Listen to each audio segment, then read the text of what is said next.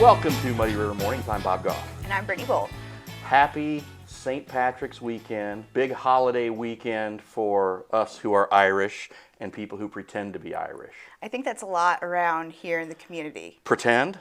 Yeah. Okay. That, but it's a big deal, Yeah. especially in Quincy. Yeah. We're going to talk about a lot of the festivities going on. Brittany might have gotten an early start in Hannibal that we'll talk about a little later as well. So, but lots of great stuff on the show today. Once again, thank you very much for being a part of it. And first off, though, we have to talk to our friends at Crazy Cakes. And in honor of St. Pat's, I see some green on this cupcake. They sent us today with 2 delicious cupcakes. I believe these are also the specialty cupcakes. They serve cupcakes every single day, always available. Would be strawberry, the lemon raspberry, that's like my favorite, the chocolate fudge, and a vanilla bean. Today we have a red velvet made with homemade cream cheese icing and the mint chocolate chip.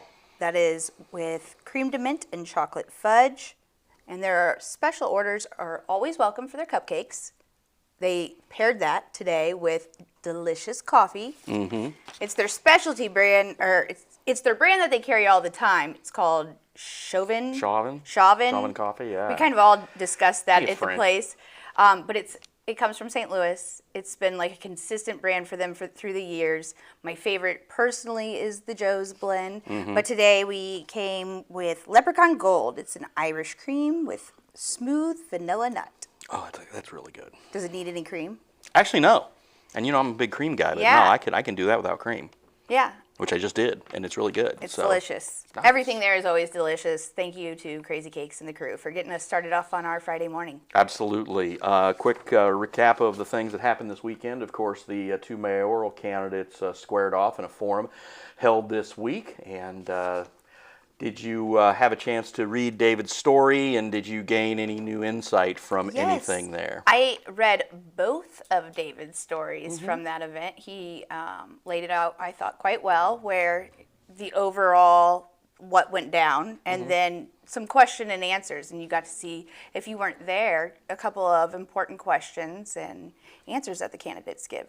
I thought also in that article when he pointed out a lot of those questions, they were differing opinions on topics. So he might not have touched all the topics, but he touched on the ones that they were definitely differing in opinion. Well, one of the topics that also factored in some of the Facebook comments, but also factored in a meeting, another story we had, was regarding housing and the housing complex that is proposed to go out on 48th and Columbus Road.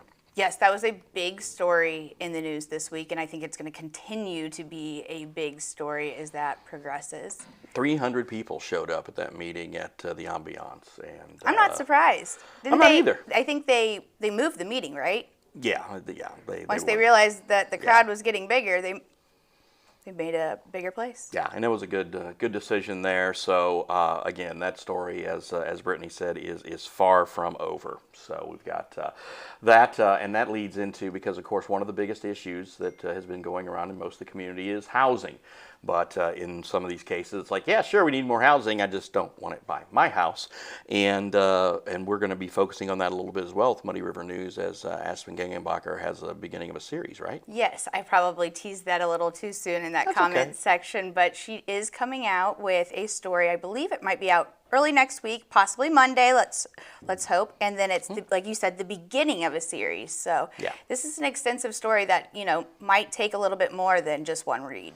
And it also leads into the fact that we do have the referendum regarding housing. Now, once again, it is a non-binding advisory referendum. So even win, lose, or draw, or whatever, the city council is not legally obligated to act on it.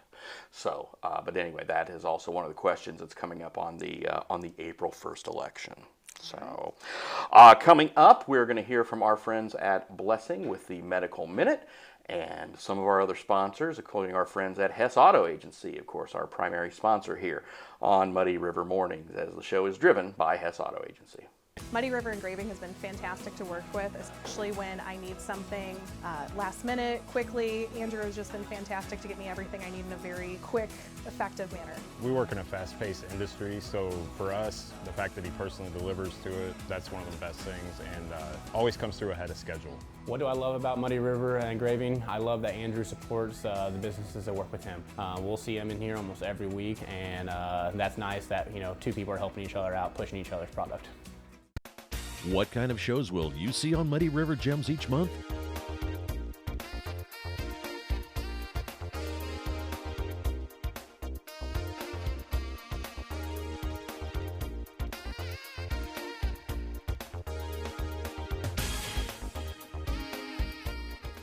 The same award-winning storytelling from Mark McDonald and crew that you enjoyed for nearly 20 years on PBS.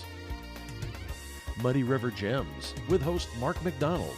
A new episode every month online from Muddy River News. Since 1985, Hess Auto Agency has been your trusted source for pre-owned vehicles in the tri-state area. Families have experienced the Hess difference for generations and know they'll get the best vehicle buying experience in our region. With an ever-changing inventory, you'll find the right car at the right price. So when you want the best, don't guess. Choose Hess. Hess Auto Agency, 1124 North 24th in Quincy.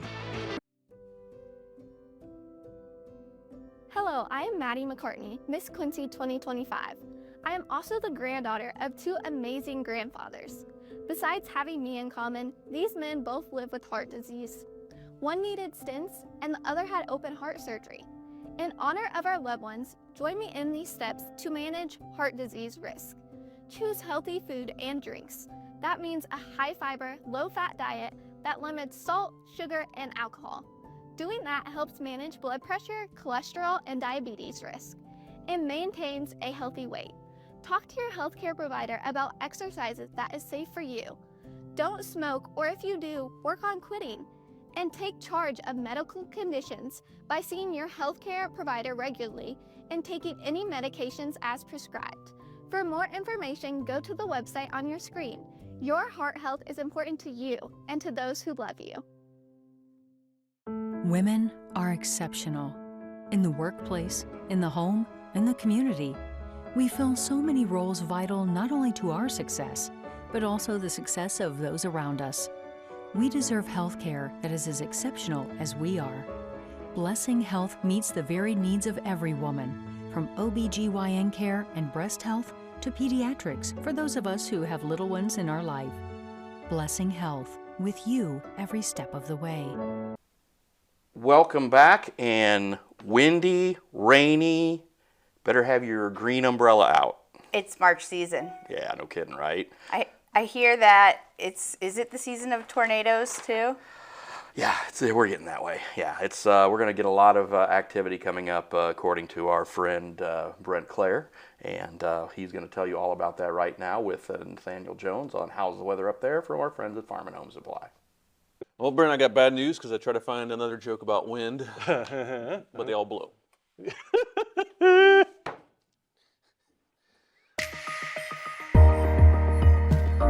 Hi, I'm taco saladologist Nathaniel Jones. This is meteorologist Brent Clare. This is how's the weather up there, and we got some different weather to talk about. We were talking about how windy and cold it is, but now, hey, there might be some storms. Windy and warm now, yes, sir. Yeah. So we're looking at our first severe weather outbreak of the season.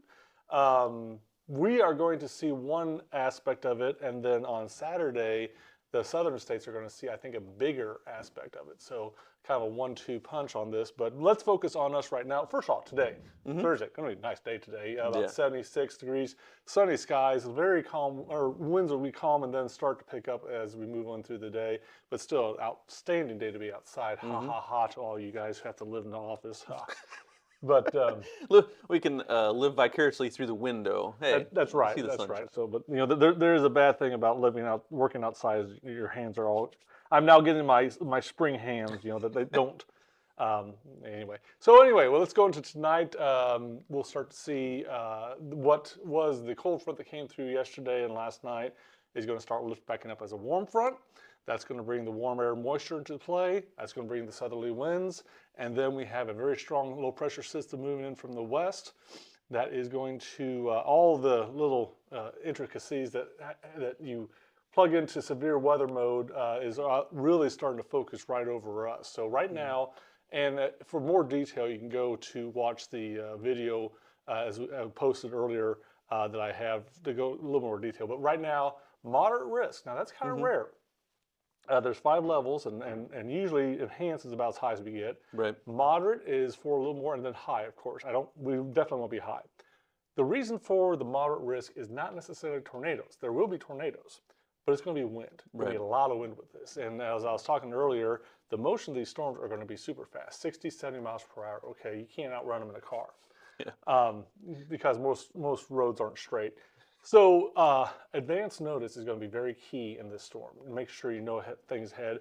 And you may not have a thunderstorm, you may not have a tornado, but you could still have wind damage. Right. So it's a good idea to make sure everything's tied down to trampolines, trash cans, all those good things that are, that should have been a long time ago. But patio furniture, another one. And grills. Like a little too early to bring grills. Yeah, I make sure my pellet smoker's outside. I got to make it strap it down. And strap that bad boy down. Exactly. So again, we may not necessarily see tornadic activity. You'll still see wind. So something to really pay attention to tomorrow. This is our first outbreak. So go ahead. And is this one going to go north to south, more or less a track, rather than the west to east? It'll be northeast or southwest, south to north. Yes. Okay. So you're going to be focusing on your Monroe cities and your Paris's and those neck of the woods in northeastern Missouri, where the things happen there will translate up into our neck of the woods. Yep. So we get through tomorrow. Kind of timing, I guess. Oh, timing. Good point. Yeah. So we're going to start to see storms form in northeastern Missouri about 4 o'clock to 6 o'clock. And then about 6 to 8 is where we're looking at them to reach the Mississippi River. I'm thinking more like 7, but I like to get a little gap there. So right at sunset. So just enough heating that might age these storms, but at the same time, if we can cool down the atmosphere just a little bit, but at the same time, that adds to the when storms collapse, that adds more wind to it. Yeah. So obviously, and then of course, I hate nighttime tornadoes. I mean, just it's bad enough to see them, if they're doing their own thing, not messing anything, that's fine. But at night, you just can't see them. I just hate it. I just where hate it's them. coming from. Yeah, where's it at? It's like that spooky boogeyman. Maybe some hail too. I kind of didn't think there was going to be much hail with this, but they're kind of pushing those possibilities up higher. So it's going to be an all aspect event. So, but take a little bit of everything with the first spring storm. Everything. I was hoping it'd be on the 15th, and we could say beware the Ides of March, but did not happen. Did not happen. 1 day short. But after the storms go through, you kind of lead into like colder weather. Yes, we will slowly cool down. Saturday be down in the 60s again, and then Sunday down to 50s again. So definitely a nice cool down for that. But then right back up again because we're going to see another storm next week. So we are in a pattern of storms. I think we're going to see at least, I don't know, after this one, probably 2 or 3 more in March alone. Hopefully it'll start calming down by April, but we'll have to wait and see. But there is still a lot of activity in the Pacific that's showing possibility of more storms about every 5 to 7 days. Gotcha. And I was looking at the windiest month that we have in Quincy is March. Average 11.7 miles per hour, sustained throughout the day, average across the whole month, which is crazy, but we can feel it. Yeah, absolutely. And people ask about that because cold air has a tendency to hang on longer than warm air. Warm air kind of can get bullied around, but once cold air is entrenched, it doesn't want to give up without a fight, and so it really windy. That's why the springtime is usually the windiest in our neck of the woods. So you got the convergence of cold and warm at the same time. Right. The cold does not want to give up its foothold, and eventually it says, nope, it's summer. You got to go back to the pole. So sorry, you got to do it. So anyway, that's why there's a lot more to it than just that. But that's why usually our spring months are the windiest, is because the cold air has a tendency of holding on longer than it should. So don't be surprised to see that. But like I said, in like a lion out like a lamb, hopefully we're going to end the month on a good note, and April's right around the corner. Yeah. Every time I think of the first part of April, I think of March Madness. Yeah. This is already back half of March. Yeah. Now the championship game, always played in April. Always played in April, yeah.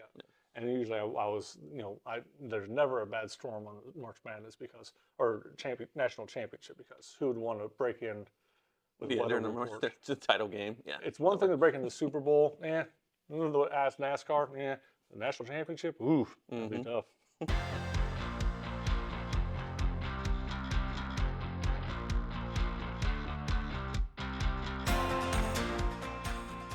If you've been thinking about switching to solar energy, now is the perfect time. The Federal Solar Energy Credit is here to make going green easier and more affordable than ever. Here's how it works. When you install a solar energy system on your home, you may qualify for a tax credit of up to 30% of the installation cost. Whether it's solar panels or even solar water heaters, this credit can significantly reduce the upfront cost of going solar. This credit isn't just for new homes. If you're upgrading an existing home, you may still qualify. Plus, there's no income limit, which means just about anyone can take advantage of these savings. However, your credit is limited to your tax liability each year. If you are unable to utilize this credit in 1 year, you are able to carry it forward and use it in the following tax years.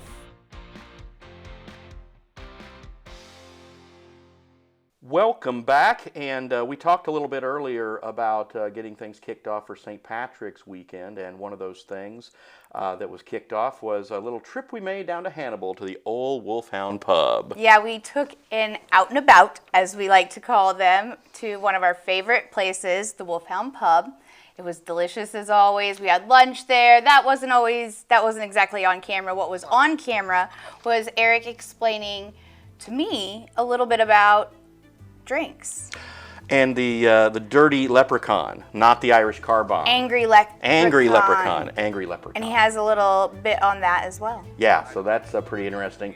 And you get to watch Brittany do a shot or two, so, or 3 or 4. I lost track. So I was the one doing. I was just the one doing the shooting. So anyway, with the camera. So also we have. I have a chat with Bill Lance at Quincy Regional Airport, and one of the issues that they're talking about is they're kind of in limbo right now with the federal government regarding the EAS provider. They want to get out of the contract with Southern Air and start the new contract with Contour Air, but they just don't know when they're going to be able to enact that. And a lot of that reason is because of the turmoil in the federal government being created by some of the actions of President Trump and Elon Musk in their attempt to sort of reorganize government, if you will. So it was nice to hear what he had to say about all that. It would be a difficult position to be put in. And again, I'm not overly optimistic on the future of commercial air service here in Quincy. I know a lot of people feel it's important, but when you look at the numbers, those numbers have to improve if they're going to keep it going. That's for sure. So, and also another new feature, a Q&A section that we have. Again, Aspen Gengenbacher doing some work with Leah Hemming from the Sexual Wellness Clinic, and it is called Areas of Sexpertise. Ooh. That's it? I mean, just an ooh? Well, I mean, yeah, ooh. Well, let's take a look at this clip real quick and then see what you think. All right.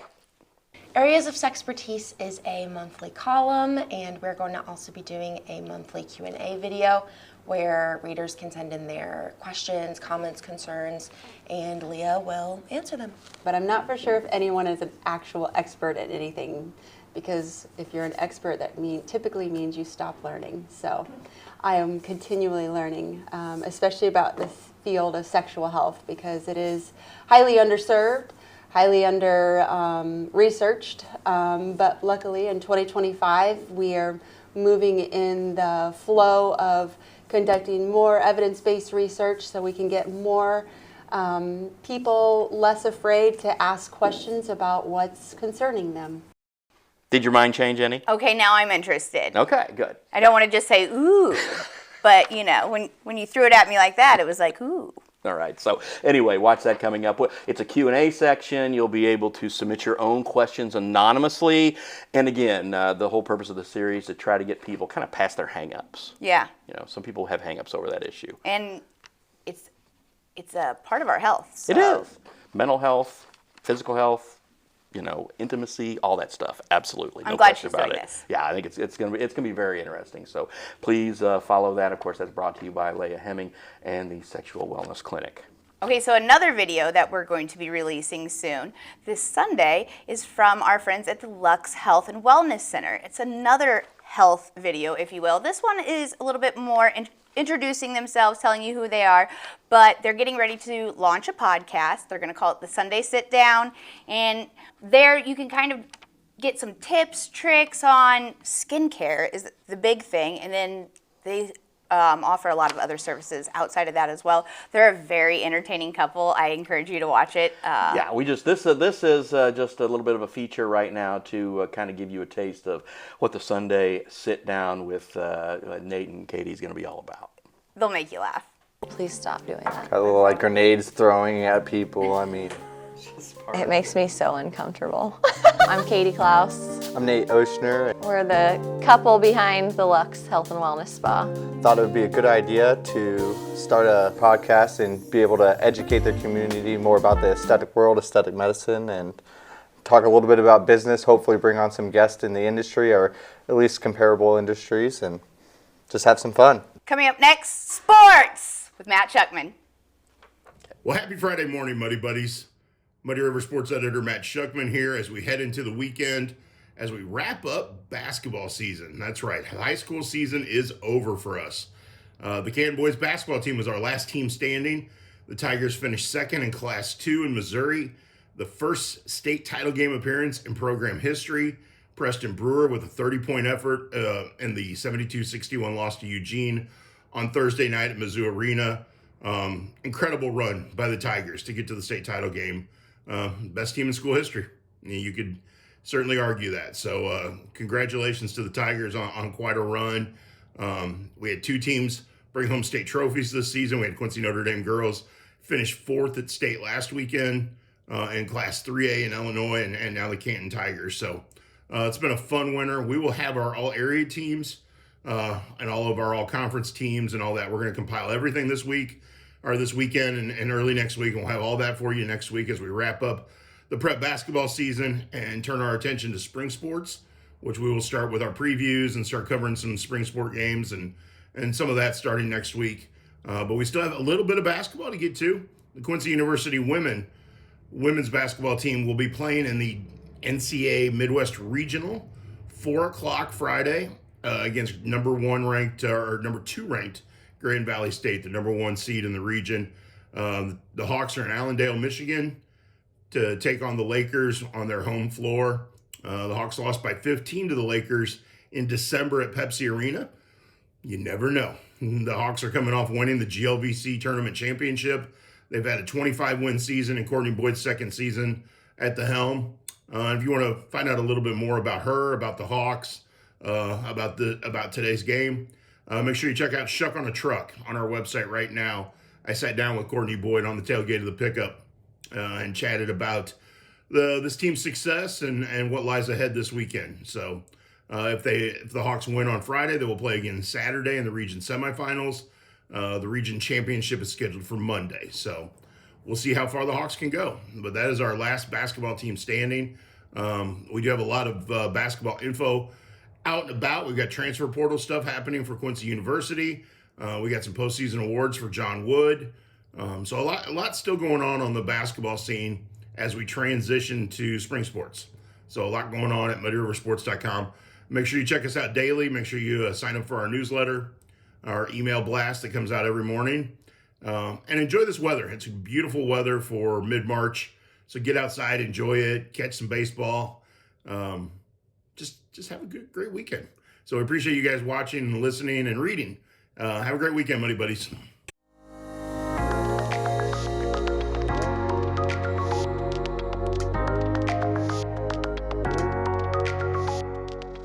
Hi, I'm Glenn Swick, Designated Managing Broker at Swick Realty. And if you're selling your home, it's important to understand closing costs. Let me break it down so you know what to expect when it's time to finalize the sale. Closing costs are the fees and expenses sellers pay when transferring ownership of their home to the buyer. These costs typically range from 6 to 10% of the sale price. Some common seller closing costs include agent commissions, title insurance, escrow fees, and transfer taxes. In some cases, sellers may also agree to cover part of the buyer's closing cost as part of negotiations. Your real estate agent or escrow officer will provide a detailed breakdown of these expenses so there are no surprises at closing. While closing costs are an essential part of the process, understanding them ahead of time can help you plan your sale with confidence. Want to learn more about closing costs and how to prepare for your sale? Reach out today. I'm here to help every step of the way. Welcome back. An incredibly busy weekend. I feel that St. Patrick's actually started, well, like I said, we started our celebration earlier this week at Old Wolfhound Pub. Of course, this weekend, the big event going on at Kelly's. Yes, that is Kelly's Fun Run. Starts on Sunday early in the morning, at least early for me. It's not that early. It starts at 9 a.m. If you have not signed up, you can still sign up there, but you might not I don't think you're going to be able to get a t-shirt, but make sure you get there a little bit early to do the sign up. They're going to start the race, start the pictures at 9 a.m. My daughter is signed up for it, and she's so excited because she just started track, so this is like an extra, practice, if you will, but it's a fun one for her. Well, also though, if you didn't get signed up and you don't get a Kelly's t-shirt, you might get one of these t-shirts. Yes. I will be there bright and early passing those out. I might have green hair. I haven't decided yet. So that's going to be a lot of fun. So we look forward to seeing everybody out there Sunday morning for the Kelly's Fun Run. And of course, any other St. Patrick's activities and festivities, we have a place on our website where you can go find out about them, don't we? Yes. Our C. Quincy friends are now part of our website. Their calendar is located directly on our news site, so you can go there to see any events that are happening in the area. You can also go to their website and add your events to their calendar as well. It's a great way to get whatever it is that you need out there, and it's free. And one other big event that's kicking off this weekend is Waitress at the Quincy Community Theater. I know a lot of people are very excited about that show coming. We did a preview of that here a couple of weeks ago. And of course, always great stuff coming from our friends at the Quincy Community Theater. So go see Waitress starting this weekend, and then you can click on our website and find out when the other shows are if you want to go watch that performance. I've read a lot about it. It looks like some really good stuff out there. So another bar crawl going on this weekend. Our friends at the Abbey are hosting a Bermuda Triangle bar crawl. Now they're pairing up with both Barney's and Spring Street, where you travel the triangle. I think you're getting your hand stamped at all three places, and then you can collect a t-shirt from Rod and the gang at the Abbey. Just be careful when you cross Broadway, please. Obviously, and be careful partaking in any of the holiday events. The big one being Monday. A couple of our sponsors are starting pretty early. Yeah, the Scoreboard's doing 5:05 again, right? Yes, thanks for suggesting that, Bob. That was last year. Didn't mean he had to do it again. Is he there? I mean, if he's going to do everything that I say, then he should just give me free booze all the time. Agreed. Okay, that's done. So, also Hooligans, Replay, Kelly's, pick 'em, any place, Fun Monday, all kinds of good stuff going on. Of course, the Abbey's still closed on Mondays, so not there. Yes, so that is why they're doing their Bermuda Triangle celebration on Saturday. Saturday, yes. Kelly's Fun Run Sunday, Bermuda Triangle Saturday. Yes. There we go. So. 5:05 on Monday. Did you know 5:05 is a Quincy thing? Yeah. Was it Larry? Jed's back when it was Larry's. I think where that's it the was OG born. for it. Yeah. I think they started off, serving biscuits and gravy super early in the morning. What it started with, though, is because of a city ordinance. Yeah, because you had to, you had to be closed for a certain amount of time if you were a bar or tavern. I think it was basically those 4-hour windows. They had to be closed from like 1 to 5, so then they could reopen at 5:05. Sort of very similar with the dance club ordinance. I think that there's a window that they had to be closed for a couple hours, and I'm not sure how that all changed. And then, of course, gaming came in, and anyway, just anyway, when you're out and about celebrating St. Patrick's this weekend or on Monday, just be careful. Yeah, if you're overindulged, make sure you fill up with some corned beef. Make sure you fill up with a Reuben. Ooh, that's one of my favorites. Yeah, and we are actually going to wrap up today watching our friend Emma Dahlke give us one final performance. As she's actually not going to eat it, though, because, she's a vegetarian. But our friends at Kohl Wholesale made a delicious Reuben, and you get to see it and taste it. And we're going to suggest that you maybe swing by the cash and carry and pick up some corned beef if you want to make a Reuben. So we're going to get out of here. This is my cupcake, by the way. All right. Okay, thanks. Everyone, it's Emma Dalkey. I'm here with Bradley Darnell, Corporate Executive Chef at Kohl Wholesale. Tell us a little bit about what we're making today. We're going to make a nice classic Reuben sandwich made with a Russian dressing today.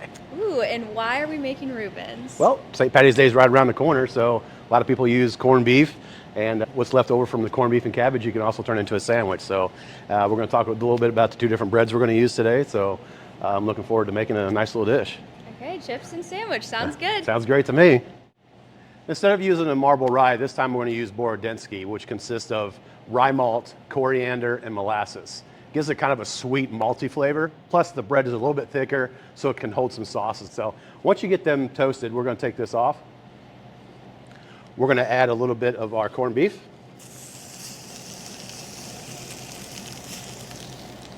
We're going to put a slice of cheese on there, and the best way to melt that is we'll take some of this juice from the roast to kind of melt that. Now you can use sliced deli corned beef, you can use pucks, you can use whatever you'd like. But this, what we did was we used a part of the roast that we had left over from like a corned beef and cabbage, so we wanted to turn this into another dish. So once you get that all nice and melted, we're going to transfer this right to the sandwich.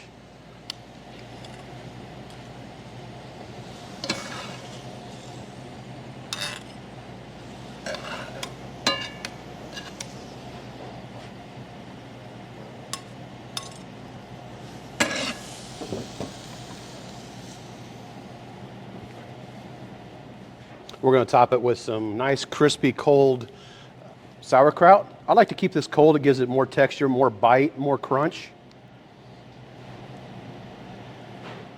And lastly but not least, we can also use either a traditional Thousand Island, or what I like to do to kind of upscale your sandwich a little bit is a Russian dressing, which has got chili sauce, mayonnaise, Worcestershire sauce, salt, pepper, and horseradish. It kind of brings a little spice to it. So we have all that here in the bowl that we have mixed up. And once you mix it up, you can put it into a squirt bottle or however you want. And just go ahead and put plenty on there. You can never have enough sauce, right? Now, when slicing this, I would suggest using a regular bread knife, a serrated bread knife, and just let the weight of the knife do the work for you. That way you're not smashing your sandwich all the way down. And then we'll transfer it right to the plate.